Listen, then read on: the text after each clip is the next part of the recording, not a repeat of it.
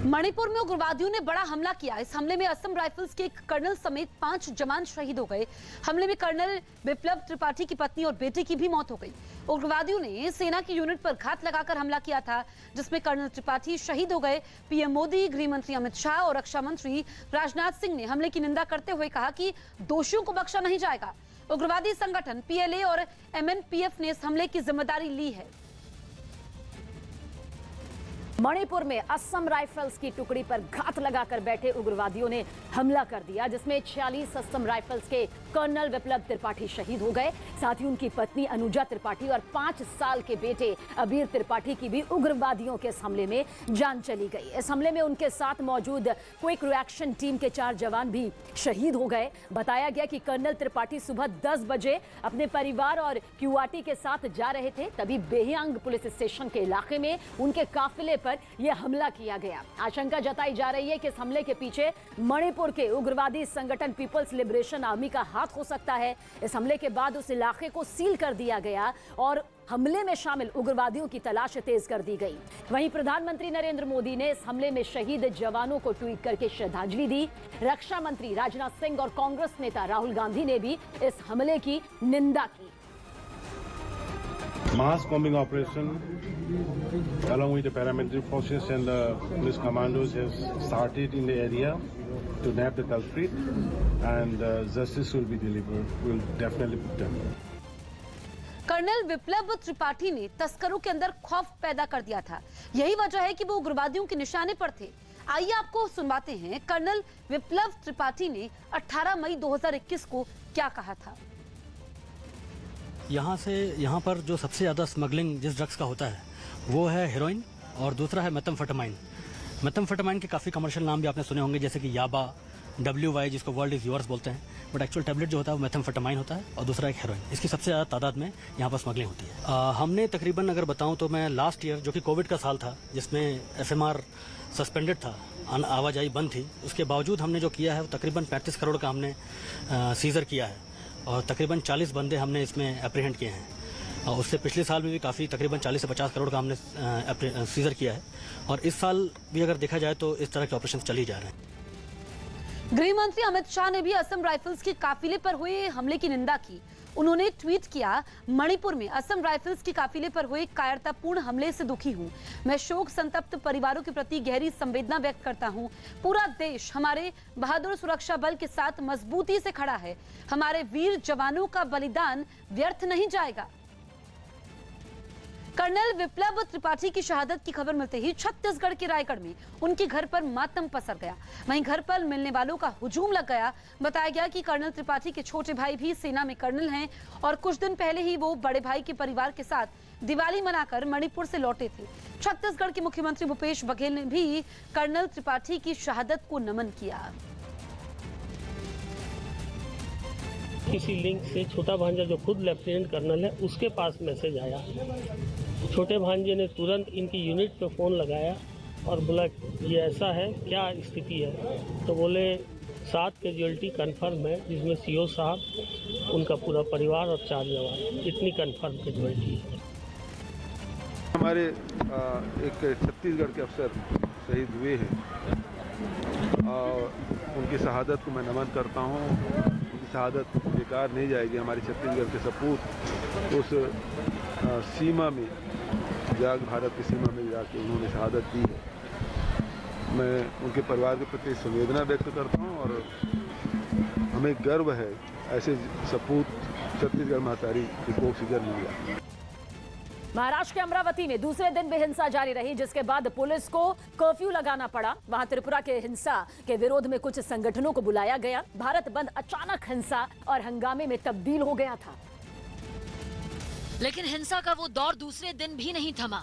अमरावती में उपद्रवियों की भीड़ सड़कों पर उतरी और जमकर बवाल किया। पहले दिन हुई हिंसा के विरोध में निकाले गए इस मार्च में भी वही नजारे देखने को मिले। उपद्रवियों ने पहले से ही बंद दुकानों और शोरूम को निशाना बनाया और जमकर तोड़फोड़ की। लोग नियम कानून तो जैसे भूल ही गए। जमकर गुंडागर्दी की गई। उपद्रवियों के सामने जो कुछ आया उन्होंने उसी को निशाना बना लिया। भीड़ के सामने वहां तैनात पुलिस भी लाचार नजर आई। सामने आई तस्वीरों में एक महिला पुलिस अधिकारी उपद्रवियों से लोहा लेती दिखाई दी, लेकिन उसकी कोशिशों का भी भीड़ पर कोई असर नहीं पड़ा। हालात ऐसे हो गए कि वहां कर्फ्यू लगाना पड़ा। हालांकि बाद में पुलिस ने हालात काबू में होने का दावा किया। लेकिन हिंसक प्रदर्शनों के साथ महाराष्ट्र में सियासत भी तेज हो गई। बीजेपी ने महाराष्ट्र सरकार को घेरना शुरू कर दिया।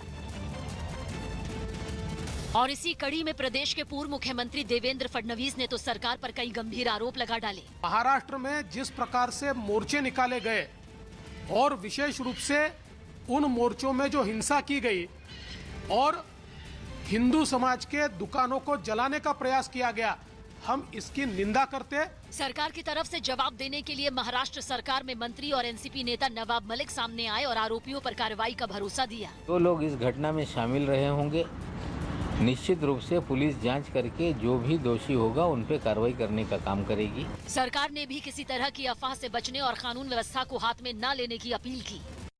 राष्ट्रपति ने कई खिलाड़ियों को खेल रत्न पुरस्कारों से सम्मानित किया।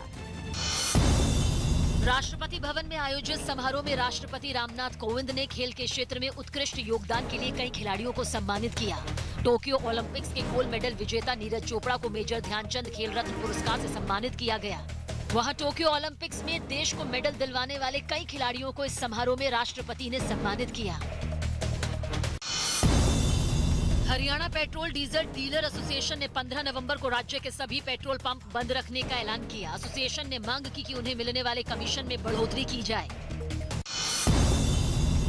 दिल्ली के इंदिरा गांधी इंटरनेशनल एयरपोर्ट पर कस्टम विभाग ने 13 किलो हेरोइन जब्त की। बताया गया कि हेरोइन एक सूटकेस में छिपाकर अबू धाबी के रास्ते नैरोई से लाई गई थी। पकड़ी गई हेरोइन की कीमत करीब 50 करोड़ रुपए बताई गई।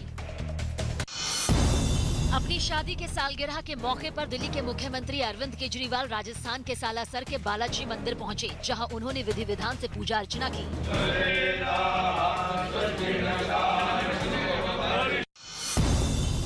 यूपी के मेरठ में एआईएमआईएम प्रमुख ओवैसी की रैली को प्रशासन की ओर से मंजूरी नहीं दी गई, जिसकी वजह से उन्हें ये रैली रद्द करनी पड़ी। हालांकि एमआईएम ने इसकी पूरी तैयारी कर ली थी। तस्वीरें आप देख रहे हैं नौचंदी ग्राउंड की तस्वीरें हैं, जहां पर मंच सज चुका था।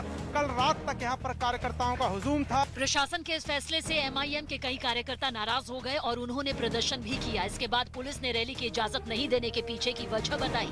ये गलती शुरुआती लेवल पर इनसे हुई। इन्होंने जो है जो जमीन का स्वामी है, जो ओनर है, उससे ही इन्होंने अनुमति नहीं ली थी।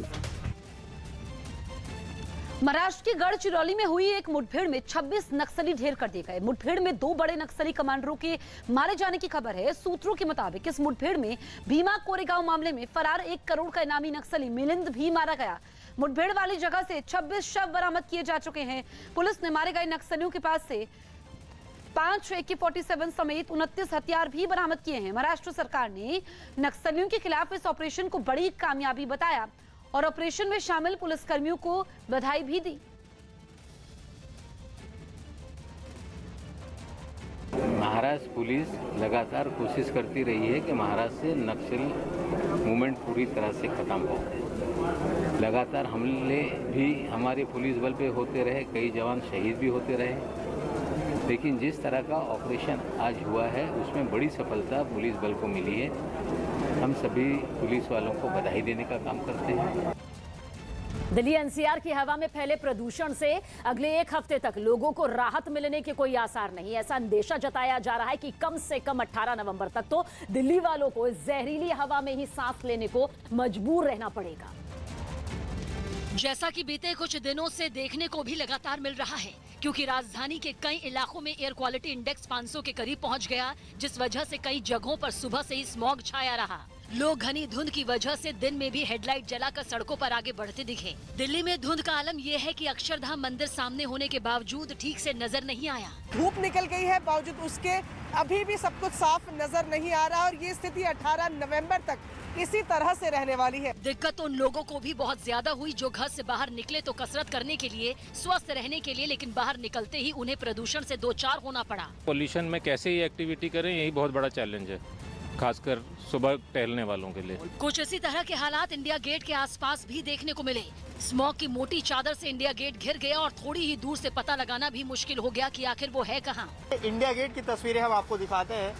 इंडिया गेट और उसके आसपास आपको धुंध की एक चादर नजर आएगी। ये हालात राजधानी के ज्यादातर इलाकों में देखने को मिले और जिससे न सिर्फ दिल्ली वाले परेशान हुए बल्कि उसके आसपास यूपी के नोएडा और हरियाणा के गुरुग्राम में रहने वाले लोग भी इस दम घोंटू हवा में सांस लेने को मजबूर हो गए, क्योंकि नोएडा का सुबह का AQI स्तर 772 रहा।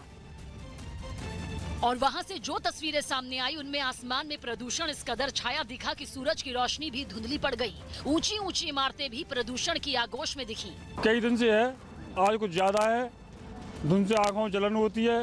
कुछ इसी तरह के हालात गुरुग्राम में भी बने। रात का अंधेरा ढकने के बावजूद लोगों को गाड़ियों की हेडलाइट जलाकर सड़कों पर चलना पड़ा। दिल्ली गुरुग्राम हाईवे पर भी लोग स्मॉग छाए रहने की वजह से कुछ इसी तरह अपनी मंजिल की तरफ बढ़ते नजर आए। एयर क्वालिटी इंडेक्स जो है वो 500 के आसपास है। सूरज निकल चुका है, उसके बावजूद भी स्थिति जो है वो ये है कि ऐसा लग रहा है जैसे कि आसमान में धूल छाई हो।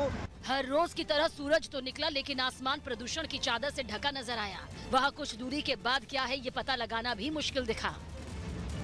और इन हालात के फिलहाल सुधरने के कोई आसार भी नहीं दिख रहे। देश भर में बढ़ते प्रदूषण पर नजर रखने वाली संस्था केंद्रीय प्रदूषण नियंत्रण बोर्ड की इस पर बैठक भी हुई, जिसमें यह चर्चा हुई कि दिल्ली NCR में अगले कुछ दिनों में मौसम और प्रदूषण आखिर कैसा रहेगा। बैठक में यह पता चला कि राजधानी में 18 नवंबर तक हवा में फैले प्रदूषण के कम होने के कोई आसार नहीं। उत्तर पश्चिम हवाओं के कमजोर होने और रात में मौसम के सामान्य होने की वजह से प्रदूषण के इसी तरह रहने के अनुमान की आशंका जताई गई है। बैठक में यह भी साफ कर दिया गया कि आने वाला वक्त जो है यानी कि एक हफ्ता दिल्ली और उसके आसपास के इलाकों के लिए प्रदूषण के लिहाज से काफी गंभीर रहने वाला है। ऐसे में CPCB की तरफ से सरकारी और निजी दफ्तरों को यह सुझाव दिया गया कि वो गाड़ियों के इस्तेमाल में कम से कम 30% की कमी करें।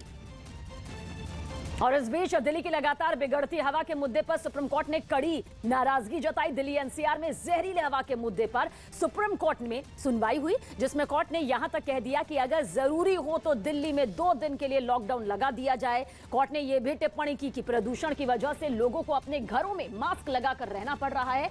कोर्ट ने यह भी कहा कि प्रदूषण की वजह से हर रोज हालात बिगड़ते जा रहे हैं, इसलिए सरकार कोर्ट को बताए कि वो इन हालातों से निपटने के लिए आखिर क्या कुछ जरूरी कदम उठा रही है। और इससे पहले केंद्र की तरफ से कोर्ट को बताया गया कि दिल्ली में प्रदूषण की बड़ी वजह पड़ोसी राज्यों में जलाई जा रही पराली है। इस पर कोर्ट ने कहा कि किसानों पर दोष नहीं डाला जा सकता और फिर पूछा कि किसान पराली ना जलाए, इसके लिए सरकार ने आखिर क्या कदम उठाए हैं। कोर्ट ने इस बात पर भी नाराजगी जताई कि बैन के बावजूद पटाखों को जलाने से आखिर नहीं रोका जा सका। इस मामले की अगली सुनवाई सोमवार को होगी। वहीं सुप्रीम कोर्ट की नाराजगी के बाद दिल्ली सरकार ने प्रदूषण के मुद्दे पर अहम बैठक बुलाई। इस बैठक में दिल्ली के मुख्यमंत्री अरविंद केजरीवाल भी मौजूद रहे और उन्होंने प्रदूषण से निपटने के लिए कई बड़े फैसले लिए। बैठक के बाद दिल्ली के CM अरविंद केजरीवाल ने जानकारी दी कि प्रदूषण की वजह से दिल्ली के सभी स्कूल 15 नवंबर से एक हफ्ते के लिए बंद रहेंगे, ताकि बच्चों को जहरीली हवा से बचाया जा सके। इसके अलावा बैठक में यह भी फैसला लिया गया कि दिल्ली सरकार के सभी दफ्तर बंद रहेंगे और सभी कर्मचारी वर्क फ्रॉम होम करेंगे। दिल्ली सरकार ने प्राइवेट दफ्तरों से भी अपील की है कि हो सके तो वो भी अपने कर्मचारियों को वर्क फ्रॉम होम करवाएं। और इसके अलावा सुप्रीम कोर्ट ने प्रदूषण की वजह से लॉकडाउन लगाने की सलाह भी दिल्ली सरकार को दी थी, जिस पर केजरीवाल सरकार ने बताया कि अभी लॉकडाउन नहीं लगेगा, लेकिन वो हालात की समीक्षा यहां पर कर रहे हैं। उसका हम पूरा वर्कआउट कर रहे हैं कि उसके क्या मायने होंगे, उस लॉकडाउन के क्या मायने होंगे। अभी लगा नहीं रहे हैं, हम एक उसका प्रस्ताव बना रहे हैं और इस प्रस्ताव को हम सुप्रीम कोर्ट के सामने रखेंगे। हॉलैंड में कोरोना के सख्त नियमों के खिलाफ प्रदर्शन कर रहे लोगों और पुलिस के बीच झड़प हो गई। हॉलैंड में पिछले कुछ दिनों से कोरोना मरीजों की तादाद में बढ़ोतरी हुई, जिसके बाद सरकार ने वहां एक बार फिर कड़ी पाबंदियां लागू करने का ऐलान किया। लेकिन लोगों का एक बड़ा वर्ग इस फैसले के विरोध में उतर आया और हंगामा शुरू कर दिया। राजधानी हेग में सैकड़ों की तादाद में लोग सड़कों पर उतरे और जमकर बवाल किया। लॉकडाउन के ऐलान से भड़के लोगों ने जमकर तोड़फोड़ और आगजनी भी की। हालात इतने बिगड़ गए कि मोर्चा संभालने पहुंची पुलिस को आंसू गैस और पानी की बौछार का इस्तेमाल करना पड़ा। लेकिन पुलिस की इस सख्ती के बाद भी प्रदर्शनकारी सड़क पर ही डटे रहे, कई तो पुलिस से ही भिड़ गए। इस झड़प में कुछ प्रदर्शनकारी जख्मी भी हो गए। बाद में किसी तरह इन लोगों को वहां से हटाया गया, जबकि कुछ पर कार्रवाई भी की गई। आंध्र प्रदेश के तिरुमाला में केंद्रीय गृह मंत्री अमित शाह ने बालाजी मंदिर में पूजा अर्चना की। अमित शाह शनिवार शाम तिरुपति पहुंचे, जहां उनका स्वागत मुख्यमंत्री जगन मोहन रेड्डी ने किया। इसके बाद अमित शाह तिरुमाला में वेंकटेश्वर मंदिर गए, जहां उन्होंने पूजा अर्चना की। इस बीच अमित शाह और सीएम जगन मोहन रेड्डी पारंपरिक पोशाक पहने मंदिर में पूजा करते नजर आए। अमित शाह ने पूजा अर्चना करने के बाद एक ट्वीट भी किया, जिसमें उन्होंने लिखा कि आंध्र प्रदेश के तिरुमाला में श्री वेंकटेश्वर स्वामी मंदिर में पूजा अर्चना करने का सौभाग्य मिला। भगवान वेंकटेश्वर सभी को शांति और समृद्धि प्रदान करे। जोशीमठ में भारत चीन की सीमा को जोड़ने वाली सड़क फिर बंद हो गई। उत्तराखंड के जोशीमठ में भारत और चीन की सीमा को जोड़ने वाली सड़क फिर बंद हो गई। इस हाईवे पर पहाड़ से मलबे के साथ बड़े बड़े पत्थर गिर गए, जिससे रास्ता पूरी तरह ठप हो गया। हालांकि हादसे के बाद सीमा पर सड़क बनाने का काम करने वाली संस्था बीआरओ की टीम हाईवे से मलबा हटाने के काम में जुट गई। दिल्ली के धौला कुआं में 2 बच्चों के माता पिता कोरोना के बाद स्कूल खुलने की खुशी में बैंड लेकर पहुंचे। बताया गया कि इस परिवार के ये 2 बच्चे पहली बार स्कूल गए थे।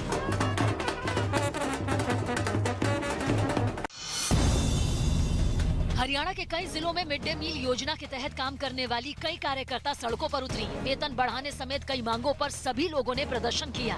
प्रदर्शनकारियों ने बताया कि कई लोगों का 5 से 6 महीने का वेतन अभी तक नहीं मिला, जिससे वो बड़ी मुसीबत में हैं। महाराष्ट्र के गढ़चिरौली में हुई एक मुठभेड़ में 26 नक्सली ढेर कर दिए गए। मुठभेड़ में 2 बड़े नक्सली कमांडरों के मारे जाने की खबर है। सूत्रों के मुताबिक इस मुठभेड़ में भीमा कोरेगांव मामले में फरार 1 करोड़ का इनामी नक्सली मिलिंद तेलतुमड़े मारा गया। मुठभेड़ वाली जगह से 26 शव बरामद किए जा चुके हैं। पुलिस ने मारे गए नक्सलियों के पास से 5 AK-47 समेत 29 हथियार भी बरामद किए हैं। महाराष्ट्र सरकार ने नक्सलियों के खिलाफ इस ऑपरेशन को बड़ी कामयाबी बताया और ऑपरेशन में शामिल पुलिसकर्मियों को बधाई दी। महाराष्ट्र पुलिस लगातार कोशिश करती रही है कि महाराष्ट्र से नक्सल मूवमेंट पूरी तरह से खत्म हो। लगातार हमले भी हमारे पुलिस बल पे होते रहे, कई जवान शहीद भी होते रहे, लेकिन जिस तरह का ऑपरेशन आज हुआ है उसमें बड़ी सफलता पुलिस बल को मिली है। हम सभी पुलिस वालों को बधाई देने का काम करते हैं। दिल्ली में कांग्रेस नेता सलमान खुर्शीद के घर के बाहर हिंदू युवा वाहिनी नाम के एक संगठन के कार्यकर्ताओं ने जोरदार प्रदर्शन किया। ये प्रदर्शन सलमान खुर्शीद की किताब sunrise over Ayodhya nationhood in our times के खिलाफ हुआ। आरोप है कि खुर्शीद ने इस किताब के जरिए हिंदुत्व की तुलना खूंखार आतंकी संगठन बोको हराम और आईसिस से की, जो कि सीधे तौर पर हिंदुओं का अपमान है। और यही वजह रही कि देश के कई हिस्सों में इस पर विवाद खड़ा हो गया, जिसकी कुछ तस्वीरें राजधानी में सलमान खुर्शीद के घर के बाहर से भी सामने आई, जहां हिंदू युवा वाहिनी नाम के संगठन के कार्यकर्ता वहां इकट्ठा हो गए और सलमान खुर्शीद के खिलाफ जमकर नारेबाजी की। हाथों में बैनर लेकर ये प्रदर्शनकारी कांग्रेस नेता के घर के बाहर पहुंचे। इस बैनर पर सलमान खुर्शीद की जो तस्वीर बनी थी उस पर कालिख पोत दी गई और उन्हें जूतों की माला भी पहना दी गई। किताब सलमान खुर्शीद की आई, हिंदुत्व को लेकर जो कुछ उन्होंने लिखा, उसके बाद देश के कई हिस्सों में प्रदर्शन चल रहा है। सड़क पर उतरे इन लोगों ने सलमान खुर्शीद के खिलाफ कार्रवाई की मांग की। उन पे राष्ट्रद्रोह का मुकदमा लगे, उन पे ऐसे FIR हो और हिंदू संगठन को जवाब मिले। सलमान खुर्शीद के खिलाफ हाथों में तख्तियां लेकर ये लोग आगे बढ़ते रहे। उन तख्तियों के जरिए कांग्रेस नेता का विरोध किया गया। क्रिप्टो करेंसी के मुद्दे पर पीएम मोदी ने बड़ी बैठक की। सूत्रों के मुताबिक इस बैठक में क्रिप्टो करेंसी से जुड़े भ्रामक विज्ञापनों पर रोक लगाने को लेकर चर्चा हुई। बैठक में इस बात पर भी चर्चा हुई कि क्रिप्टो करेंसी के बाजार को मनी लॉन्ड्रिंग और टेरर फंडिंग का जरिया नहीं बनने दिया जा सकता है, जिसके लिए सरकार इस पर करीब से नजर बनाए हुए है और जरूरी कदम भी उठाए जाने पर सहमति बनी। उत्तर प्रदेश के आगरा से हैरान कर देने वाली कुछ तस्वीरें सामने आई। वहां एक महिला की मौत के बाद कुछ लोगों ने हंगामा खड़ा कर दिया। बताया गया कि उस महिला ने कुछ वक्त पहले किसी दूसरे समुदाय के एक लड़के से शादी कर ली थी, जिसका शव अब संदिग्ध हालत में मिला। जिसके बाद कुछ लोगों ने वहां पहुंचकर जमकर बवाल किया, तो वहीं सड़क पर बैठ गए और नारेबाजी करने लगे।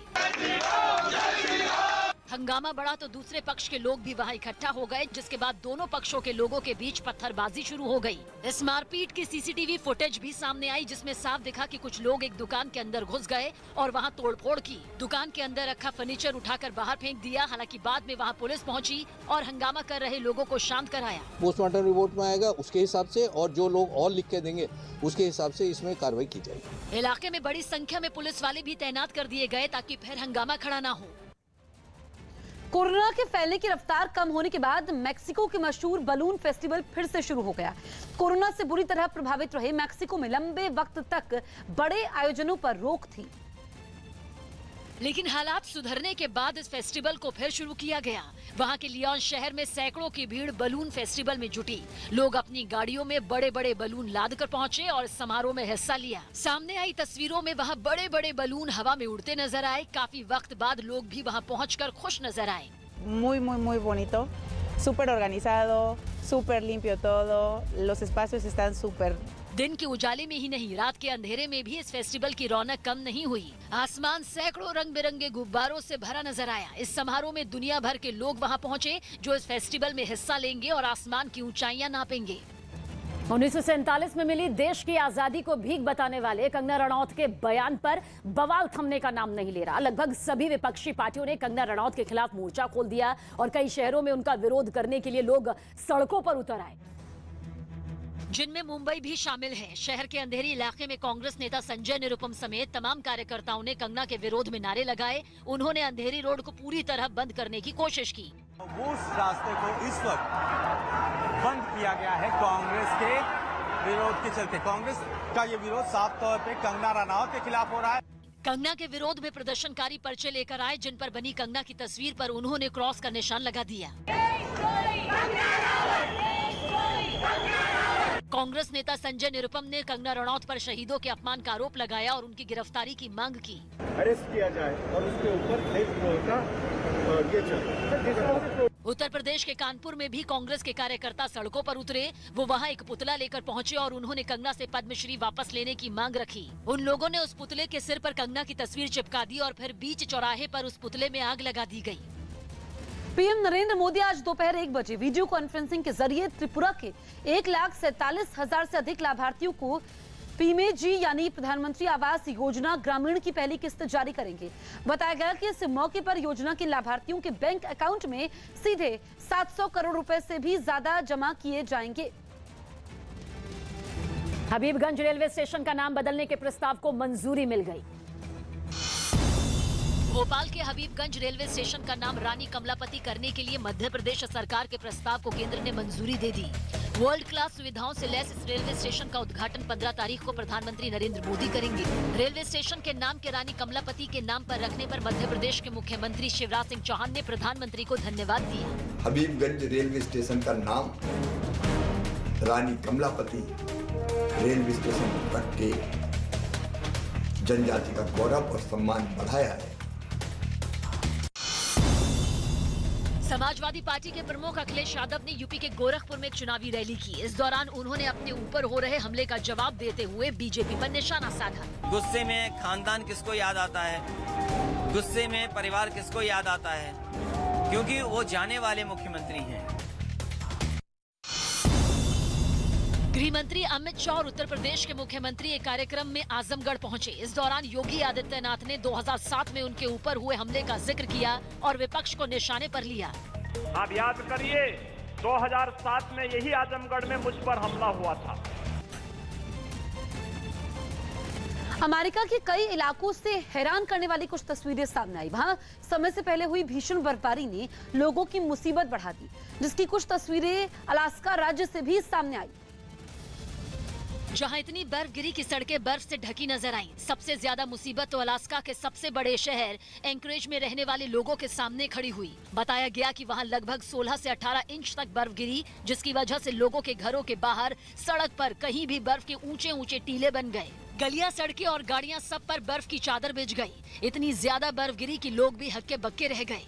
आसमान से बर्फ की आफत बरसने से रास्तों पर बर्फ के ढेर लगते चले गए। हालांकि सड़कों पर जमा हो रही बर्फ को हटाने के लिए कई गाड़ियां भी अपने काम में जुटी दिखी। कुछ लोग मौसम में अचानक हुए इस बदलाव का मजा उठाते भी दिखे।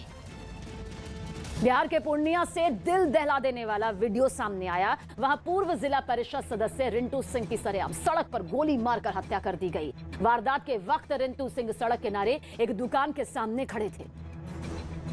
तभी एक लड़का पिस्तौल लहराता हुआ उनके करीब पहुंचा और बिल्कुल पास से उनके सिर में गोली मार दी। गोली की आवाज सुनकर वहां भगदड़ सी मच गई और रिंटू घायल होकर जमीन पर लुढ़क गए। इसके बाद उस बदमाश ने वहां से भागने की कोशिश की, लेकिन फिर वो अचानक मुड़ा और जमीन पर घायल पड़े रिंटू के पास पहुंचकर उन्हें 2 और गोलियां मार दी, जिससे उन्होंने वहीं पर दम तोड़ दिया। जब तक लोग कुछ समझ पाते वो बदमाश वहां से फरार हो गया। इस वारदात के बाद इलाके में कोहराम मच गया। हत्या से गुस्साए परिजन और आसपास के लोगों ने शव को सड़क पर रखकर उसे जैम कर दिया। इस दौरान थाने का घेराव कर आगजनी और तोड़फोड़ भी की गई। वहीं वारदात के बाद परिजनों का रो रो कर बुरा हाल हो गया। पूछना चाहिए हमारे बेटा के इंसाफ हमारे बेटा के ले गए। हत्या के बाद हो रहे बवाल को संभालने के लिए इलाके में भारी तादाद में पुलिस वालों की तैनाती कर दी गई, जबकि पुलिस के बड़े अधिकारियों ने शव के साथ प्रदर्शन कर रहे परिजनों से मुलाकात की और उन्हें भरोसा दिया कि आरोपियों की जल्द गिरफ्तारी हो जाएगी। लगातार छापेमारी चल रही है, कुछ नाम चिन्हित हुए हैं और बहुत जल्द इसमें गिरफ्तारी होगी। बताया गया कि पुलिस सीसीटीवी वीडियो के जरिए हमलावर की तलाश में जुटी है। अफ्रीकी देश ट्यूनीशिया में एक लैंडफिल मचा संग्राम दूसरे दिन भी जारी रहा। लैंडफिल यानी जिस जगह कूड़े को डंप किया जाता है। एक दिन पहले ये बवाल तब शुरू हुआ जब प्रदर्शन के समय एक शख्स की मौत हो गई और दूसरे दिन भी लोगों ने उस प्रदर्शनकारी की मौत पर जमकर हंगामा किया। ट्यूनीशिया की सरकार ने अपनी पुलिस और सुरक्षा बल के कई जवानों को वहां उतारा, लेकिन प्रदर्शनकारियों की भीड़ के आगे वो सब बेबस नजर आए। प्रदर्शनकारियों ने पुलिस के सामने ही कई जगहों पर खूब आगजनी की।